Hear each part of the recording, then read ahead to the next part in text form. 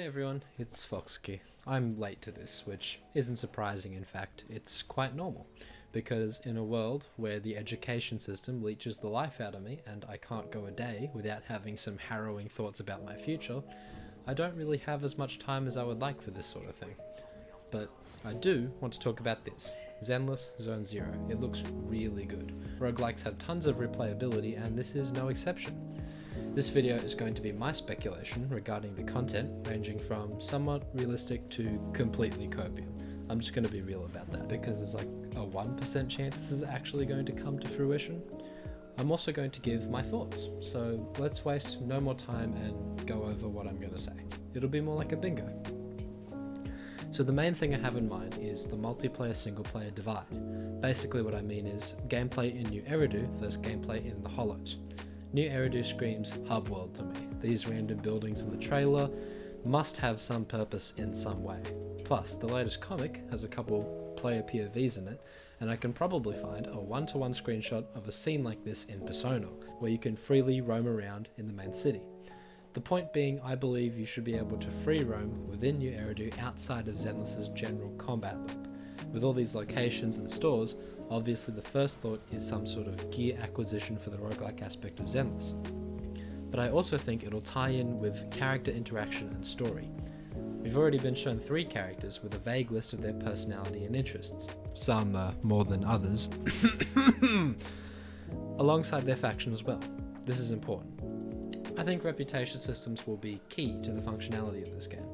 An overall reputation with the factions themselves, alongside an entirely separate one for each character.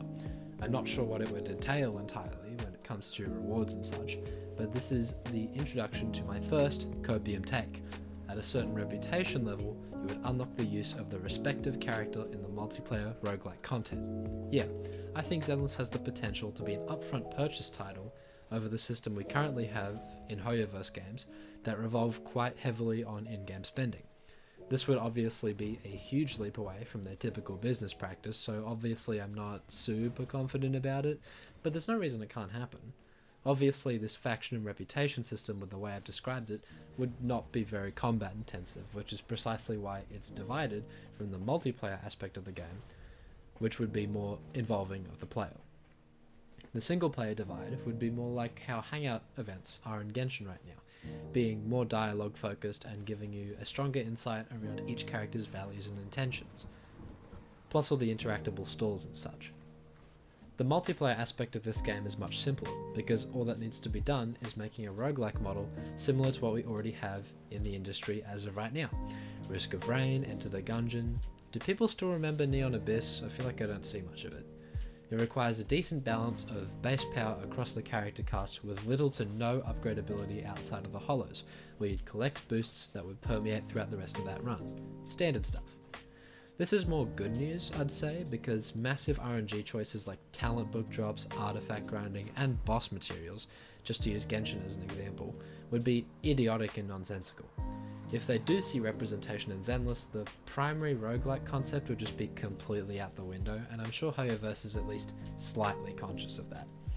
Obviously, each character would have their own unique skill sets as well. The only thing we really know right now is that the characters will be able to mesh their skills together to perform a combo attack of sorts, which sounds really interesting, and incentivizes toward not just bringing 4 of the same unit, because unlike games like Genshin, all of them should have a sense of viability in their entire kits, and not just specific elements of it. As an example, each character would play more like a consistent DPS with some support sprinkled in maybe, like Ayato, over units that are primarily support based like Shenhe, for solo play. I imagine it will be a typical formula of one set of normal attacks, a skill or 2, and an ultimate ability, much like their other titles. I've realised now that all my copium takes are surrounding the things most players don't like in Genshin, mainly the incompleteness of a character when you choose not to spend, and this, which brings up an important topic of discussion that I think is separate from the multiplayer single-player divide: an energy system. Surprisingly, I'm for this being added to Zenless. I feel like it would add an appropriate gate to my idea of the single-player content reputation system. But, and my god if this happens, it should absolutely not be in the multiplayer system.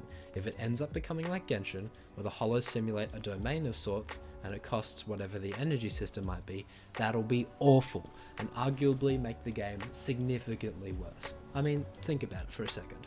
The roguelike genre emphasizes the idea of having multiple different runs with multiple different builds, so each one becomes different from the other. You can see why gating the amount of runs would ruin this concept almost entirely. It took me a bit to realize how little we really know about this game, which isn't on Hoyoverse per se because it was only revealed officially a month ago, but I think us as players have already been so afflicted by their lack of transparency that we're chomping at the bit for information. Personally, I'm a little anxious for Zenless' state of play.